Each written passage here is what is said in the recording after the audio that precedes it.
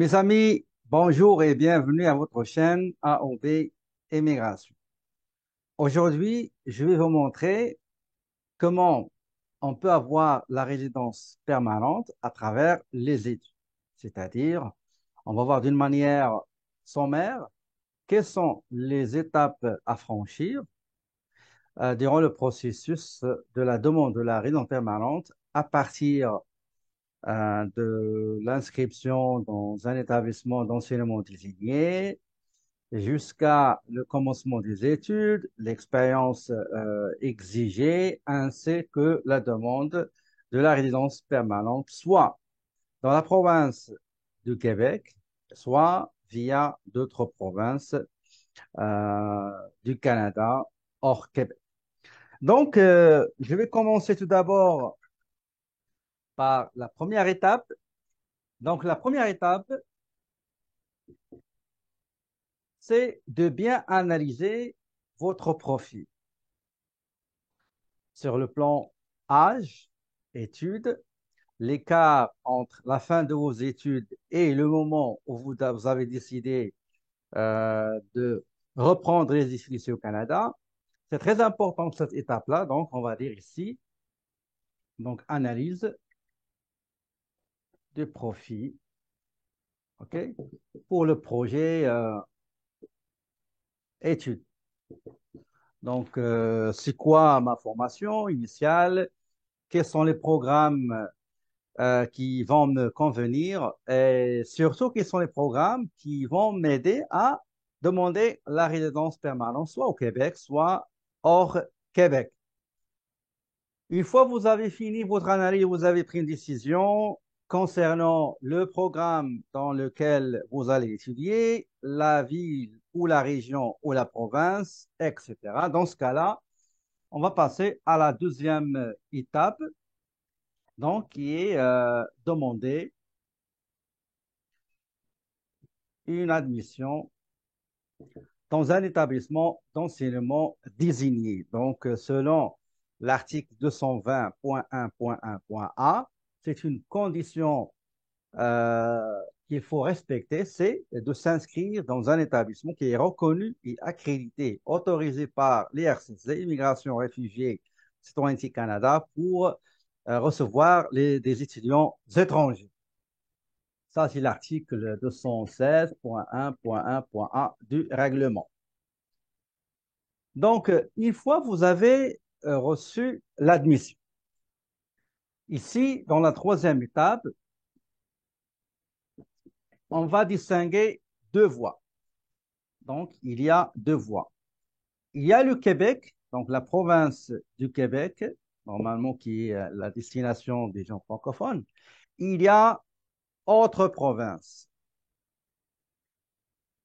Comme vous le savez, au Canada, il y a des provinces. Donc, il y a le Québec, il y a l'Ontario, Manitoba, Alberta, Saskatchewan, la Colombie-Britannique, Nouveau-Brunswick, Nouvelle-Écosse, île Prince-Édouard, Terre-Neuve et Labrador. Et il y a aussi les trois territoires, territoire nord-ouest, Yéken et Nunavut. Donc, on va commencer par la voie. Dans ces deux voies-là, il y a un chemin commun. OK? Il y a un chemin commun, surtout ce qui concerne la demande d'un permis d'études. Pour le Québec, le Québec, la province du Québec, il a signé des ententes avec le fédéral, comme quoi quelqu'un qui désire immigrer au Québec ou bien étudier au Québec ou bien travailler au Québec, il faut l'aval de la province du Québec, c'est-à-dire autorisation, c'est-à-dire le CAQ, certificat d'acceptation du Québec. Ça, on va le voir après. Donc, pour ne pas le voir après. Pour le travailleur étranger aussi, il faut le CAQ, certificat d'acceptation du Québec. Et pour celui qui va immigrer et qui veut aller chercher la résidence permanente, bah, il faut qu'il ait ce qu'on appelle le CS, le certificat de sélection du Québec. Donc, pour le Québec, donc vous avez reçu votre admission. D'accord? Pour le Québec, vous allez demander ce qu'on appelle le CAQ, certificat d'acceptation du Québec. Comment on le demande? Il y a deux étapes. La première, donc on va dire le premier volet, c'est d'aller sur le site dans lequel on remplit, pas dans Arima, mais il y a un site dédié uniquement pour demande, donc on va dire portail demande CAQ. Vous allez renseigner votre nom, prénom, et ainsi vous allez créer un nom d'utilisateur avec mot de passe. Vous allez indiquer date de naissance, lieu de naissance, le pays de naissance. Vous allez remplir quelques informations relatives aux études, c'est-à-dire ce qui est écrit sur la lettre d'admission, bah, quel est l'établissement, la nature du programme, la durée du programme et les frais de scolarité annuels. OK? Et après, on va vous demander est-ce que vous allez mandater à donner une procuration, bien quelqu'un va vous représenter, une tierce personne, ou est-ce que vous avez aussi un représentant, c'est-à-dire avocat ou consultant au notaire, et il faut signer le mandat de représentation.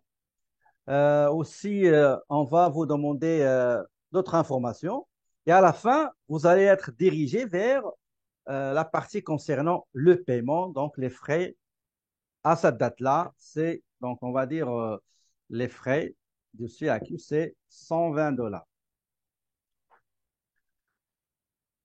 Et après, quand vous allez finir le paiement, attention, à droite, à gauche, en bas à gauche, il y a télécharger document ou bien download document. Ce document-là s'appelle déclaration, engagement et autorisation. Très important. Dans ce document-là, vous allez voir le numéro de la demande, votre nom, etc. Et aussi l'avocat ou le consultant, vous allez le voir au milieu de la page. Et il faut le signer, ce formulaire, il faut le signer.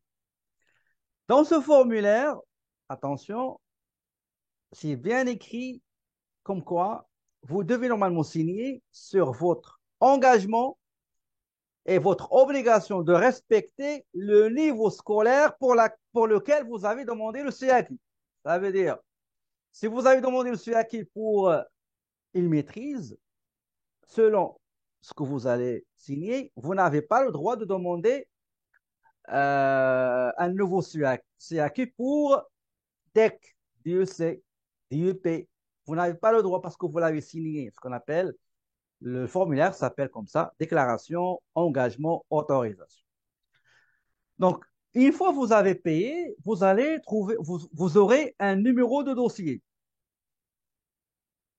Ah, pardon, numéro de demande. D'accord?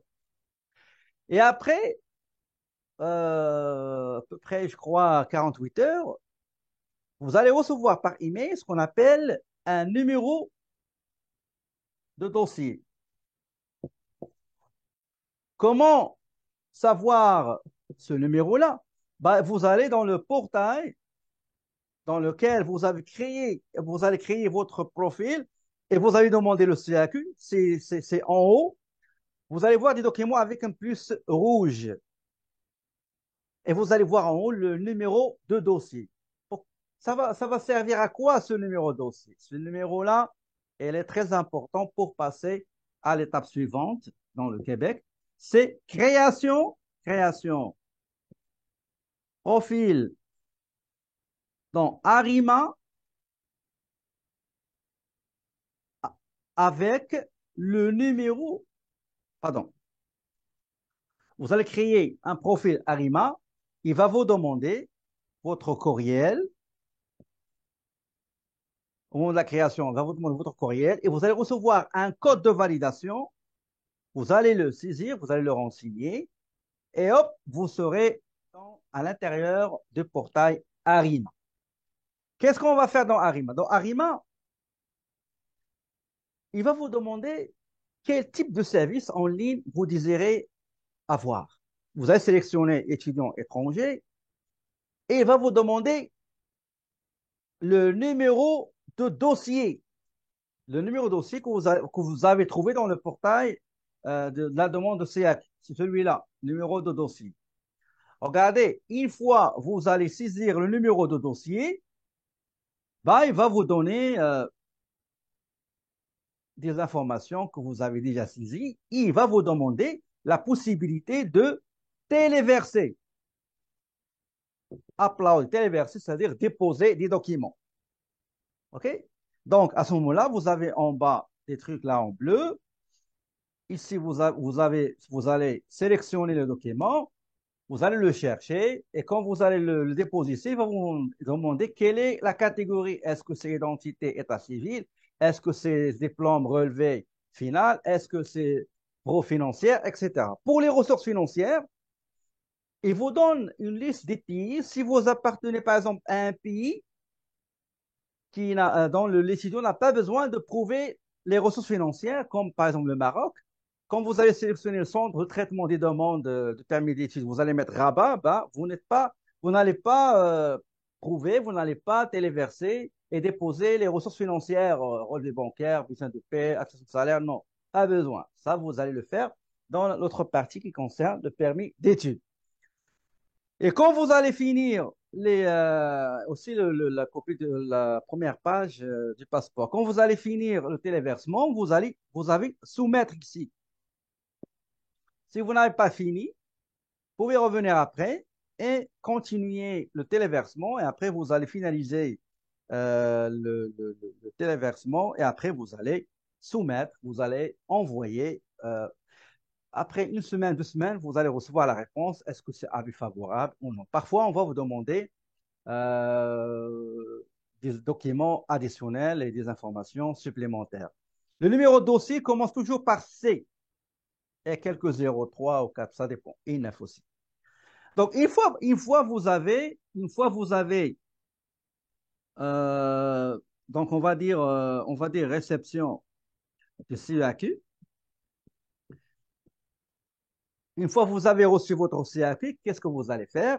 Ben, vous allez chez IRCC, Immigration, Réfugiés, Citoyenneté Canada. Pourquoi? Pour demander un permis d'études. D'accord? La demande se fait toujours, en général, en ligne. Il y en a qui le font dans leur pays, format papier, mais c'est mieux de le faire en ligne. Si par exemple vous savez comment le faire, allez-y, vous allez créer ce qu'on appelle clé GC.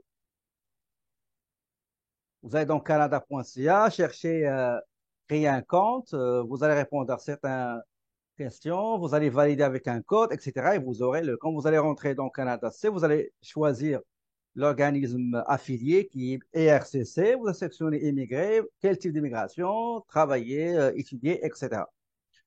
Donc, voilà. Quand vous allez créer clé GC, là, vous allez demander le permis, donc demande de permis d'études. Pour demander le permis d'études, vous aurez besoin de votre CAQ, vous aurez besoin de certains formulaires. Si vous êtes à l'extérieur du Canada, donc c'est le IMM 1294, IMM 5645, information sur la famille, IMM 54 76, ça c'est pour service recours au service d'un représentant, qui soit avocat ou consultant.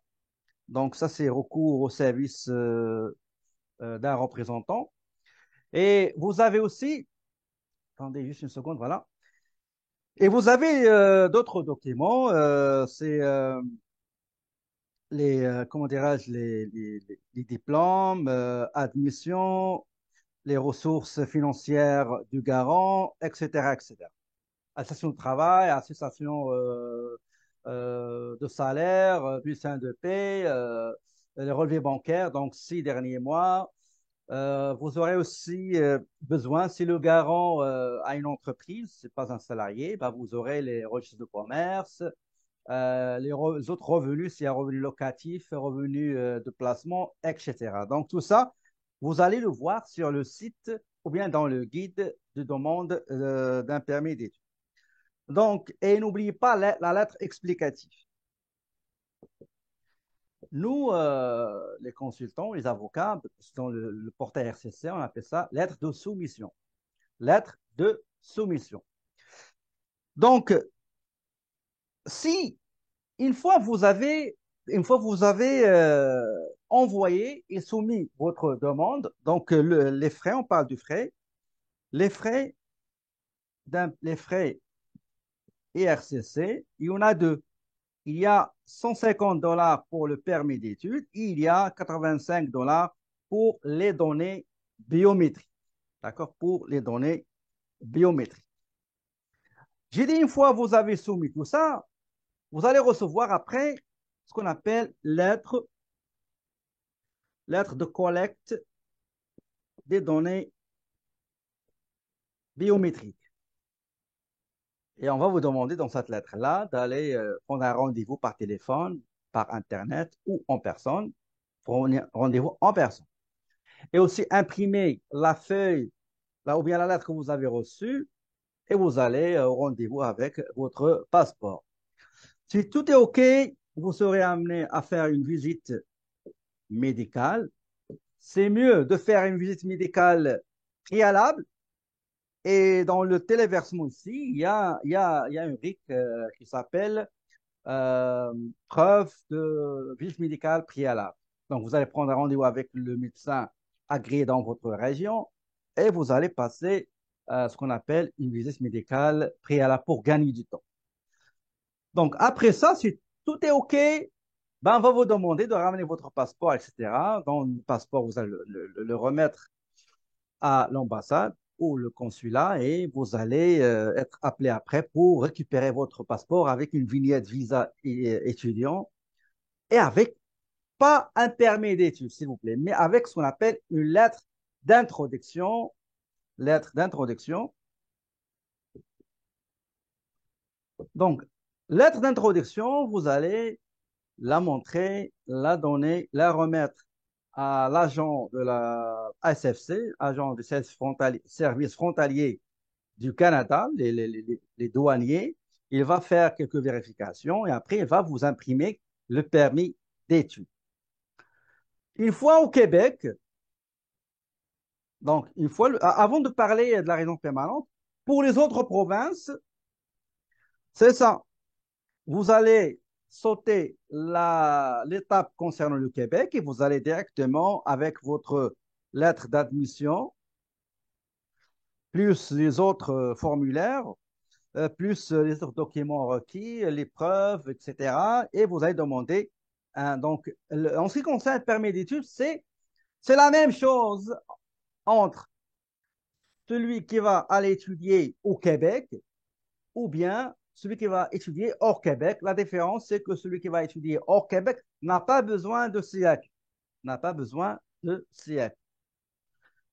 Pour l'immigration, pour la résidence permanente, pour le Québec, pour le Québec, généralement, je vais essayer d'effacer un petit peu ici. Pour le Québec, il a un programme pour les étudiants qui s'appelle le PEC diplômés étrangers. Les programmes admissibles, il y a le DEP avec 1800 heures. Si ce n'est pas 1800 heures, c'est moins de 1800 heures.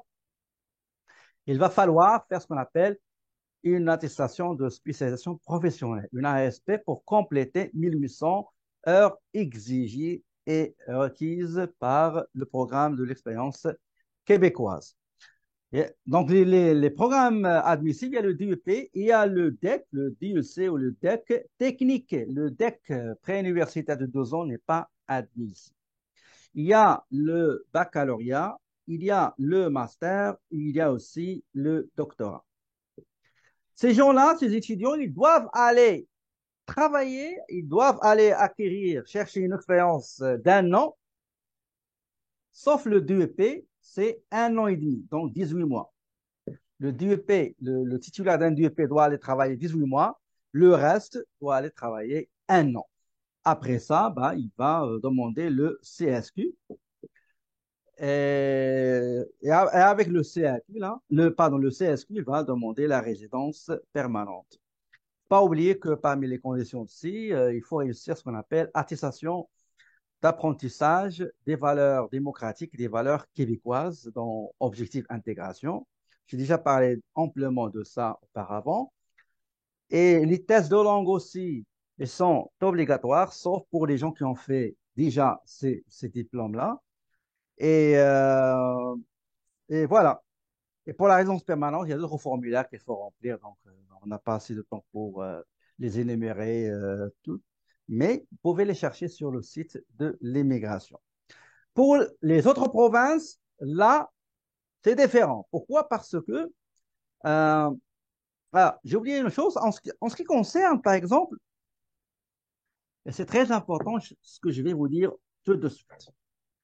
En ce qui concerne AEC, ou bien DUP dont la durée, dans le nombre d'heures est inférieur à 1800 heures, pour le DUSCS, certificat, etc., qu'est-ce qu'il doit faire? Ces étudiants-là qui sont diplômés de ces diplômes-là, ils vont aller chercher le CSQ dans le PEC travailleurs étrangers. Pour ce faire, ils doivent aller travailler 12 ans.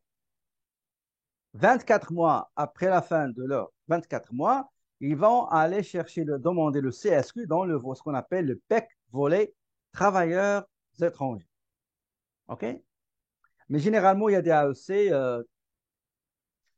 la durée c'est 12 ans, donc c'est correct. Ils peuvent demander le permis de travail post-diplôme 2 ans, mais il y en a qui font ça moins d'un an, mais si jamais ils trouvent du travail, un contrat d'un an, la durée équivalente à celui énuméré par le permis de travail post-diplôme, bah, il va falloir qu'ils négocient avec leur employeur pour aller chercher UMT, CAP pour un nouveau permis de travail pour compléter les 2 années exigées par le PEC travailleurs étrangers.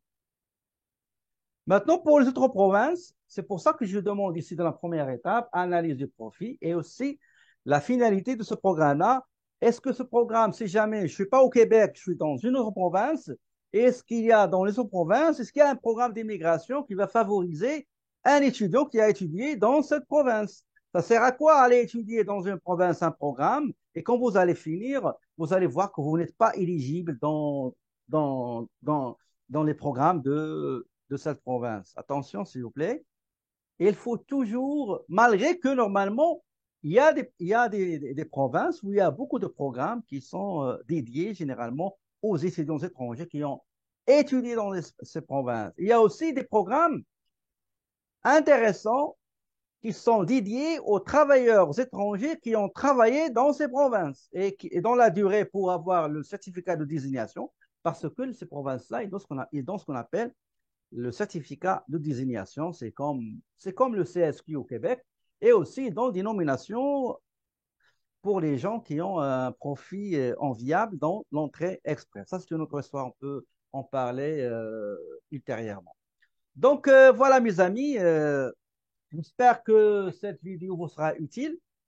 Grosso modo, j'ai expliqué un petit peu les étapes du processus de demande de la résidence permanente en commençant par l'analyse de votre profil, demander l'autorisation du Québec si vous allez étudier au Québec, et après, selon votre programme, vous allez choisir quel est le pont que vous allez utiliser pour demander le CSQ, et après, par la suite, vous allez demander la résidence permanente. Pour les autres provinces, prochainement, je vais préparer des vidéos sur les programmes des provinces, ce qu'on appelle les PCP, programmes des candidats des provinces, et vous pouvez en profiter si jamais vous désirez étudier ou travailler dans l'une de ces provinces-là, ou même étudier au Québec ou travailler au Québec et aller chercher la résidence permanente du fédéral à travers un des programmes des provinces qui approximativement, il y en a presque entre 80 et 90 programmes, juste les provinces,